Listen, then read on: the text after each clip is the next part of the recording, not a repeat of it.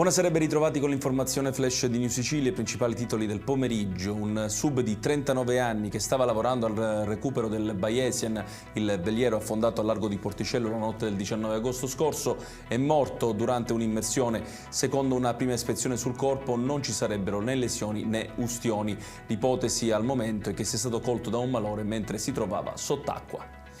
Il Tribunale del Riesame di Palermo ha concesso gli arresti domiciliari a Floriana Calcagno, l'insegnante che aveva una relazione con Matteo Messina Denaro è finita in manette per aver favorito la latitanza del boss. Non si conoscono ancora le motivazioni della decisione.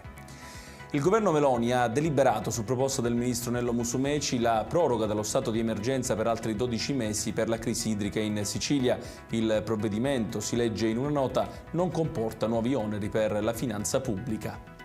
Spaccatura definitiva nel PD siciliano. Il capogruppo all'Ars, Michele Catanzaro, ha dichiarato che una fetta del partito, contraria alla riconferma di Anthony Barbagallo come segretario, non prenderà parte al prossimo congresso che lo stesso Catanzaro ha definito una farsa.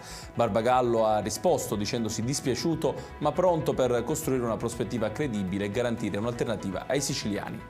E chiudiamo con il meteo. Quella di domani in Sicilia sarà una giornata contraddistinta da cieli sereni o poco nuvolosi su tutto il territorio regionale, qualche addensamento previsto dal tardo pomeriggio sul litorale ionico e nelle zone interne, temperature in linea con le medie stagionali. Ed è tutto per questa edizione, tutti i dettagli su queste notizie li trovate come sempre sul nostro sito www.newsicilia.it. Grazie per averci seguito e buon proseguimento di serata.